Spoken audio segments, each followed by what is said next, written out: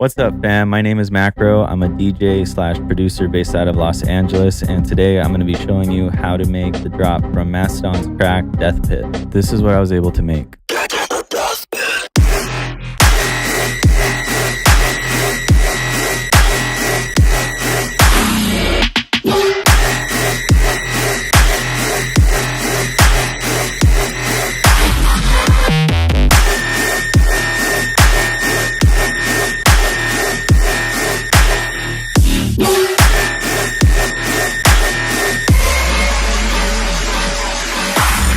Mastadon is a crazy bass producer. He's like super young and he makes really awesome like heavy metal step or death step. I don't really know what to call it, but it's really hard hitting, and I thought it would be really cool to show you guys how to make stuff like his. If you guys end up liking the video or learning something from it, please subscribe, leave a comment on what you want to see in the future, and also follow me on my socials. Instagram is where I'm the most active. So without further ado, let's get straight into the tutorial. So I think that it's pretty close. So this is what the original sounds like. Let me take off the EQ compressor and everything for side chaining. Oh god, I was playing everything.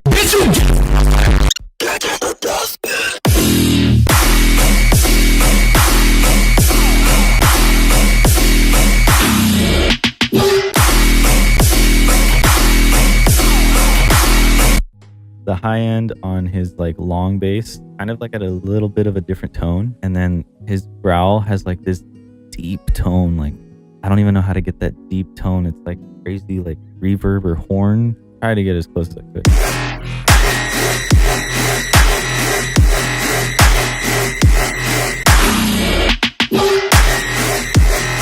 The kick pattern and the snares is very basic, but you have to layer the kick with the snare or the clap or something. But this one I used Tynan's pack on Splice and then a Cymatics ride.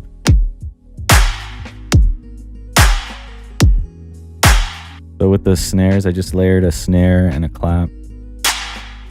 That's the snare. Now the clap. And then the kick. And then I just put the ride on every hit also. So I guess we'll start off with like the long bass. We'll work from like bottom to top with the long bass. So it sounds like.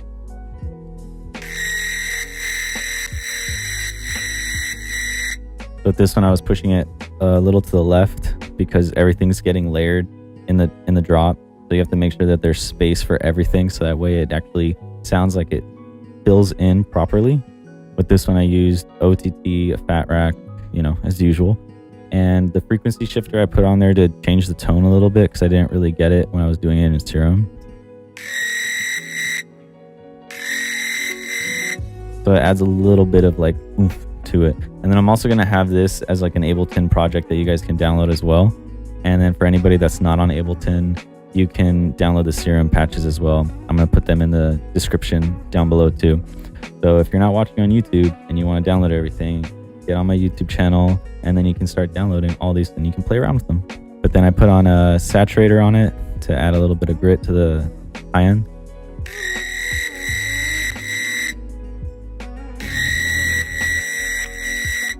Of course, mid-side EQ, multi-band compressor, and then MSED. Talked about MSED in my last video, the Ricky San and J Code video, where you can actually push things to the left and the right. Not really left and right, like side and mid. And with the patch itself, come on baby, load. I was able to find this patch in the hard basses called Bitterbot, and I changed it around a little bit. I made it a bit longer, and then I think I messed with the formant a little bit on the filtering.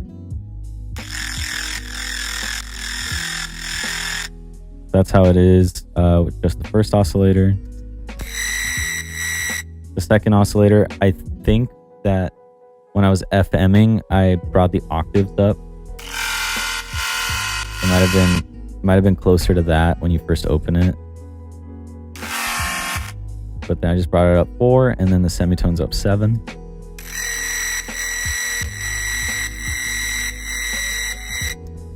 So I made it long, what was it, 4 bars for the first LFO and then 2 bars for the second LFO. The effects, I don't know if I mess with them too much. I think what I mainly messed with was the distortion, the hyperdimension. I have this preset from watching one of company's videos to widen the stereo field. You guys can copy that, or if you download it, you'll have it. And then I took out the low and the highs.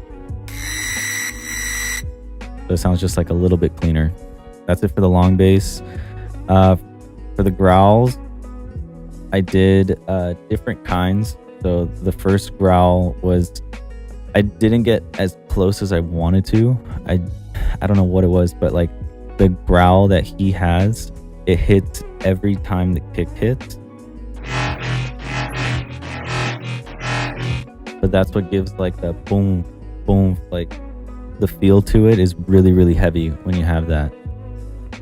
And with this one, I used OTT again, frequency shifter to get the tones a bit more, and then mid-side EQ. So with the mid-side EQ, I made sure that this growl was like the main heavy one that was hitting every single time in the mid.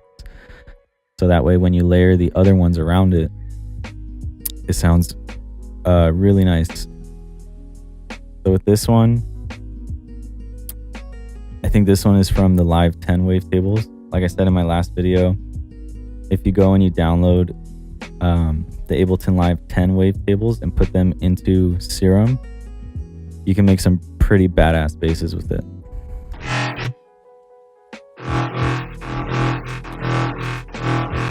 So I started off with this beige wavetable because this was like the deepest, grittiest one that I could find and use.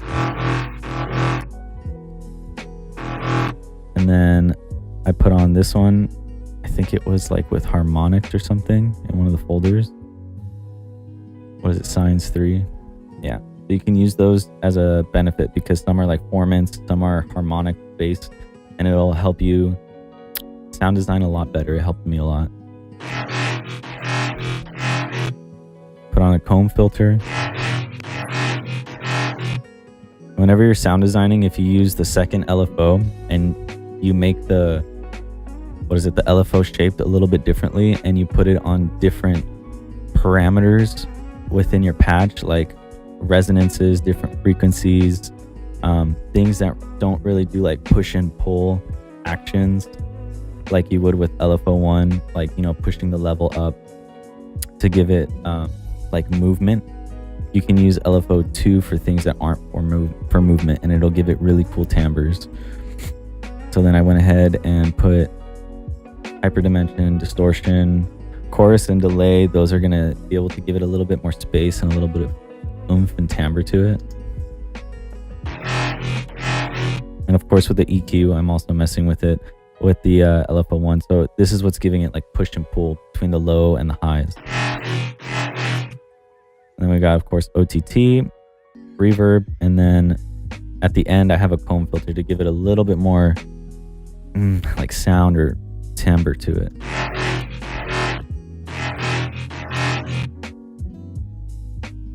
But yeah, that's it for that growl. So moving on to the main side growl, I put on a reverb throw, and you guys should know reverb throw by now. It's really easy. If you don't, all you do is you just put a reverb onto the track, and then you just modulate the dry and wet. So with this one, it was kind of tricky to figure out too. I really like Company a lot and his sound design. So one thing that Company does really well is like his like pretty barking, like kind of growl that he uses in a lot of his tracks. So I was able to do that with the monster wavetables, and this is how it came out.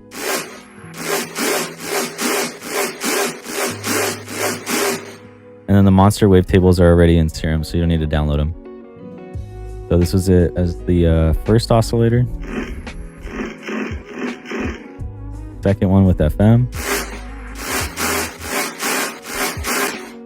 High pass. And then effects, pretty simple. Distortion, OTT compression, and then an all pass filter.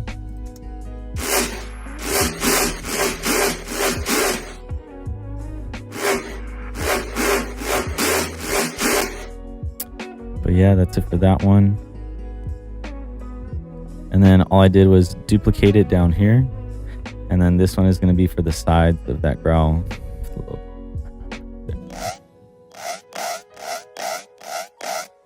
So more mid-side EQ. This one's for a little bit more of the high end to the growl. And with this one, I just used a sine wave, brought it down 7 semitones.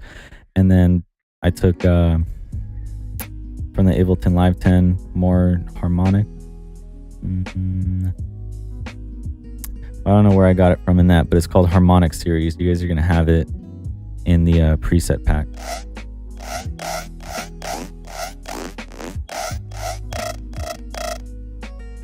But yeah, I just did this that way I can get more high end to it. Pretty simple stuff. But it's just, I think, all about knowing like how to layer it. So that way they all sound cohesive. And then not changing the sound design by too much. So that way all the sounds feel cohesive and they're not different from one another by too much.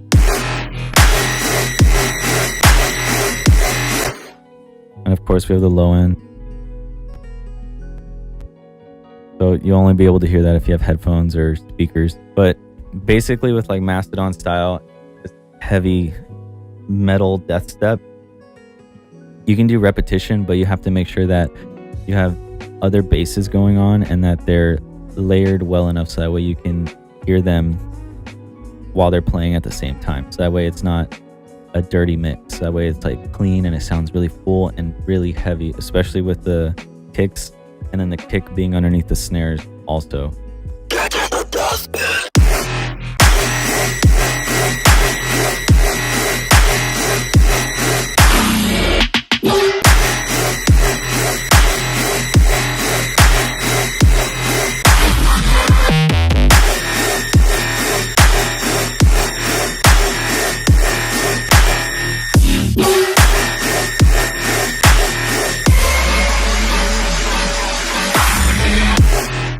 But yeah, I hope you guys enjoyed this video. I hope you guys learned a lot from it. Any kind of feedback that you guys have, or you just letting me know that this helped you in some way, really helps me out. So that way I can give you guys the best content that I can. I hope to help you guys out as much as I can and give back to you guys with everything that I can. Like the video, that you subscribe, comment with what you want to see next. And I just hope to keep bringing you guys more dope shit. If you want, follow me on Instagram, like I said before. I even linked my SoundCloud. I have other tracks coming out too if you want to support them. But other than that, have fun with the presets, have fun with the project file. I think it even has like the mastering chain that I use Ozone Imager, so that way I can see how the track looks versus just sound.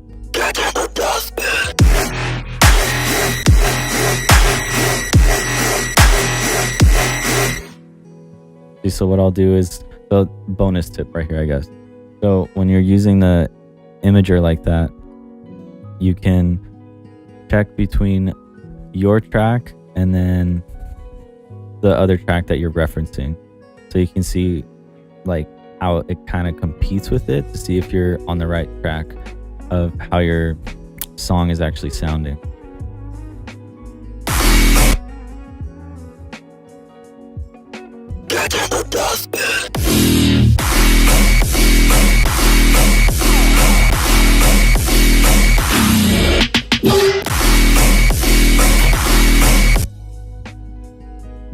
So like right there, you can see how like his track is looking, and then you can compare it to the one that you have. So then I'll just watch how mine looks compared to his. I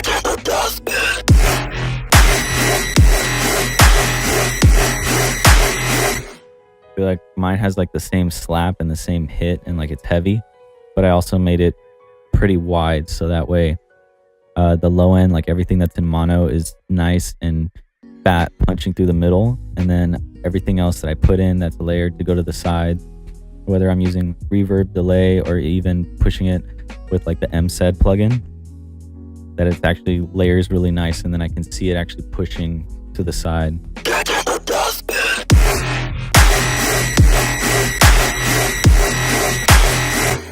So yeah, hope that helps you guys. I'll see you guys in the next video.